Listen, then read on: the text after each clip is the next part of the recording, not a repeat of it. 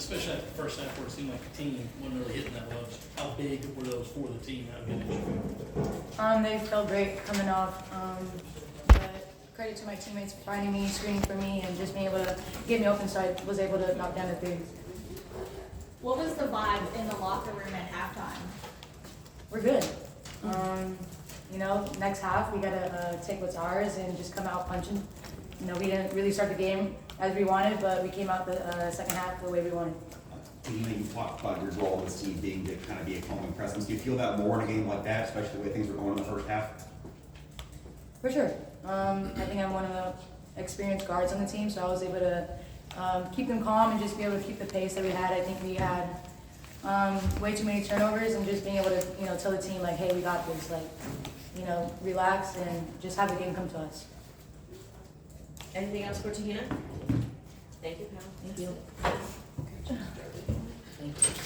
Questions for Coach Staley? First half kind of rough, but did you say anything different to him at halftime? And first half kind of rough. I mean, we knew we were prepping for the environment, and you really saw, how young we are. Like I didn't think we met the moment in the first half. I thought we just shot ourselves out of the cannon and just kind of played UNC's style, pace. I don't really think we got down to what we really do. We just bear down and got the win, and it wasn't pretty, but we found a way to hit some big shots, hit some free throws,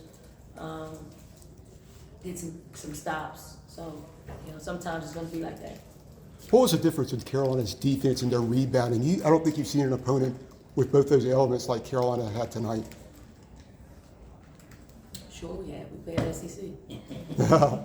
Seriously. Utsby is she's imposed her rebounding will on us, and we knew that too. But you can know so much about a player, and still they're able to do what they do best and bring out and give their team an opportunity to get some extra possessions. It's hard. We got out of position sometimes. She actually just went and got the ball. It wasn't really a skill. It was a decision. I'm going to go get the ball. She's very, very good at it. And we don't get out rebounded very often, but I see exactly why. And kudos to them that they did a great job on the boards. Don, what did you guys do better in terms of turnovers? The first quarter, I think you had 6, and That was, 1 out of every 3 possessions in the first quarter was turnovers. What did you do better after that with that part? I don't even think we did a whole lot better. Maybe we got shots at the basket. That's one. 2, I just thought we hit big shots when we needed to hit big shots, and we got stops. Our defense was pretty good. I thought we forced them into taking bad shots. I thought we did not give them a lot of looks that they wanted. They had to go a little bit deeper into their offenses. And we just, at that point, it's about who's able to make a bigger run than the other team. And it's 6 points. It's a 2-possession game at that point, and we were the ones that made the shots during that run. Dawn, Can you speak on Hall? Just poise, offense, defense, shutting down big shots. Breezy played. Yes. Breezy played like the experienced guard who's been to 2 Final Fours. She has been working. She's been working. She's wanted a performance like this on both sides of the basketball. I thought she was excited to play Deja. I thought she wanted to play perfectly, and I'm like, it's never going to happen perfectly. Just feel it out there. Go out there, and we got your health. If you get beat, don't worry about fouling. Don't worry about any of that. Just guard. I thought she did a magnificent job, especially on their middle ball screen action, with the communication and keeping Deja in front and switching off and switching back on. She hit a big shot for us. She hit a big shot, and I'm super happy for her. So I hope she can just bottle this up and play this way throughout the rest of the season.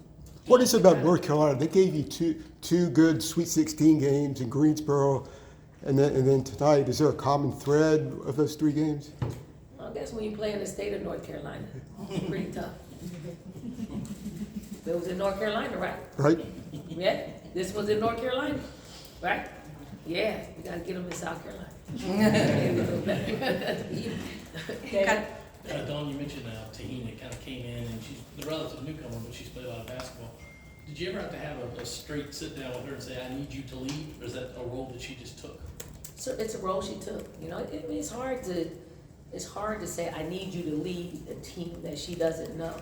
You know, that would kind of ruin the locker room. Hey, y'all listen to Te-Hina, you know, when they've been around. I thought she did it, you know, in a way that was really smooth. It was a smooth transition. Like, she didn't hit them over the head with things. It was just things that she knew that wasn't right. And if any of us look, sound, feel, if something looks, sounds, or feels off, then you have to address it quickly. Or if it looks, sounds, and feels great, then you have to address it in a positive way. So I think she just took that and ran with it with our team. Dawn, Coach Staley, you've always been very stylish and fashion forward.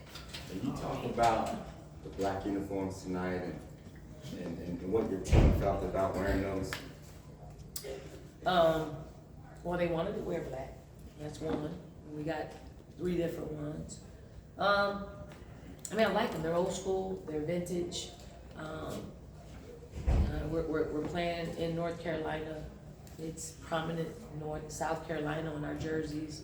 USC going down the piping, I guess that's what they're called. I mean, I think we play pretty good at black.